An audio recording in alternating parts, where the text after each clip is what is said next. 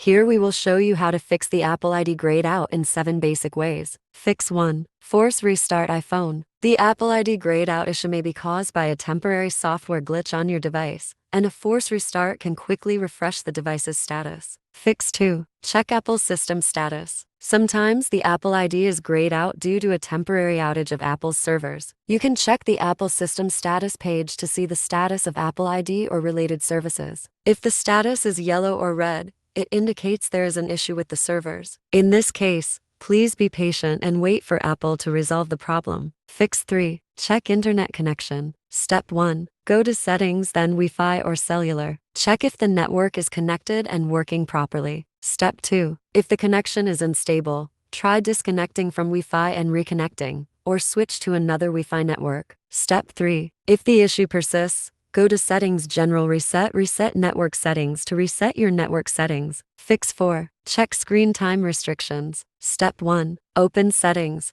then tap Screen Time. Step 2. Tap Content and Privacy Restrictions. Step 3. Check if the Account Changes restriction is enabled. If it is, select Allow. Step 4. If you're unsure about the restriction settings, you can choose to turn off content and privacy restrictions. Fix 5. Change or disable screen time passcode. Step 1. Go to Settings, Screen Time. Step 2. Tap Change Screen Time Passcode or turn off screen time. Step 3. Follow the prompts to enter your current passcode, then proceed to change or disable it. Fix 6. Reset all settings. Step 1. Open Settings and tap General. Step 2. Scroll down and select Transfer or Reset iPhone. Step 3. Tap Reset, then choose Reset all settings. Step 4. Enter your device passcode to confirm the action. Fix 7. Update iOS version. Step 1. Go to Settings and tap General. Step 2. Tap Software Update to check for available updates. Step 3. If a new version is available,